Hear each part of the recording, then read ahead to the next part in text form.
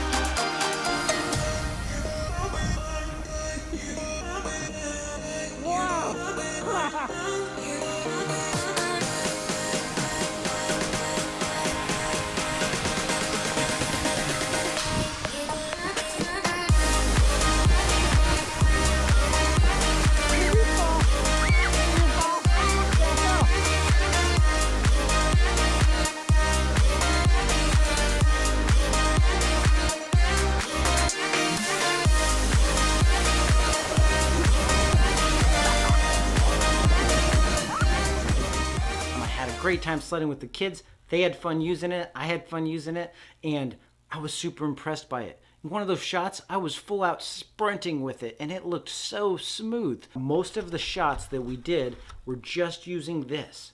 You just flip these little guys out, and they're sturdy. These are like steel. They're very, very strong metal.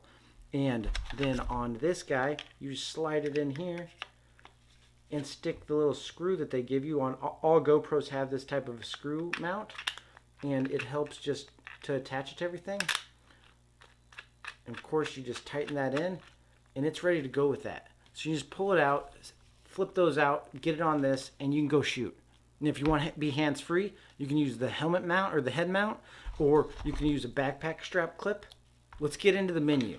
So our power on is on the side here. You've got your record on the top. And then on the back side here, we have a few options. Right now we're on video. As you can see up top, there's a little video camera that shows we're on video. We've also got our battery power and then how much time we have left on our memory card in the current settings that we're on. Now if you just tap your power button, it changes it from video to photo to time lapse and then back to video if video is what you want it for. Then your snail here is clearly how you kick it to slow-mo. Down here, this L, this is actually showing what kind of lens we're using here. So right now I have it in linear, which shows the millimeters that you're going to be at. That's equivalent to like a full frame camera. So now that we're back up to the main menu, you have your zoom option over here. So we click on that and then swipe for zoom, and then you have your boost stabilization. Under this, where I have it selected as custom, you can click and there's all these presets for how you're going to shoot your video. The touchscreen on this thing is not super responsive. It's one of the least responsive touchscreens I've ever used. Like, this menu is supposed to swipe up and down, and it's taken me everything just to get it to move. It's like the touchscreen reminds me of a touchscreen on an old shitty camera. Like, I don't understand why it's so hard to make this touchscreen somewhat responsive. Like, how many times do I have to push this before it does what I'm asking it to? My Osmo Pocket 2 touchscreen's like a third the size of this thing, and it's easier to respond with what I'm asking it to do than this. Like, I accidentally turned it to 4:3 ratio, and I did not want 4:3 ratio.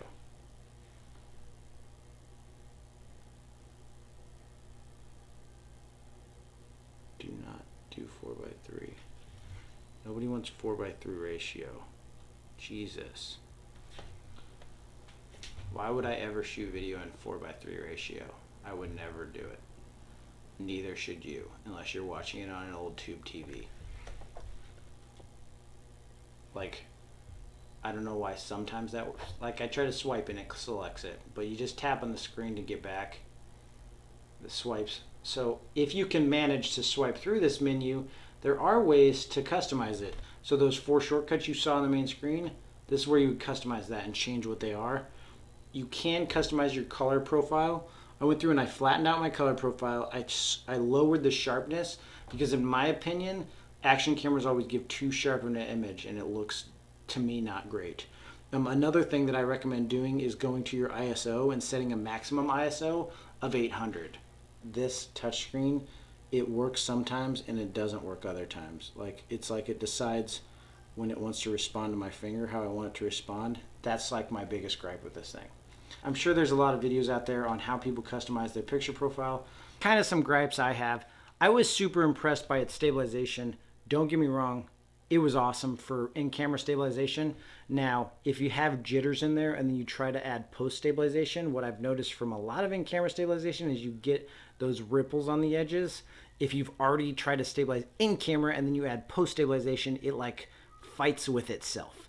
Like I said, you can flatten out your picture profile that allows you to mess with it more in post and kind of decide how deep you want your blacks and how bright you want your lights and how much saturation you have. So that's nice to be able to do that, considering that we all know that when you shoot in a standard picture profile on a GoPro, it's like oversaturated and usually a little bit too much contrast. So it's good to be able to add that yourself. I understand why there's not a lot of super pro features like you get on the Osmo Pocket 2, where you can set your exact shutter speed and your exact ISO. Now, you could kind of trick the ISO by putting a max only like 100 above the minimum, and then it would stay within that. It's a cool camera. It's a really cool camera, and anybody that gets to use one of these, you're going to probably be super happy with it. The picture quality may be better than the Osmo Pocket 2, if not very, very close. I enjoy the Osmo Pocket 2 because of the gimbal movement that it allows, but I would have definitely purchased one of these and been super happy with my choice. So leave that on the table. I don't really have much else to say here other than these are cool cameras. Pick one up. I'll put a link in the description to an affiliate link. Helps me out if you do purchase from there. If not, enjoy it anyways. I don't care. But I hope you guys enjoyed this video. If you got a little bit of use out of it and you learned something, hit that like button. And if you like these kind of videos that I put out, subscribe to the channel and hit that bell notification so you get notified when I put the new videos out every week. There's one coming every week. Check out this video over here for my last video I put up, and the one down below is going to be one that YouTube recommends for you. So have fun checking those out, and don't forget to subscribe. I'll see you guys next week. I'm going to keep grinding here at Eddie Studios. Have a good one.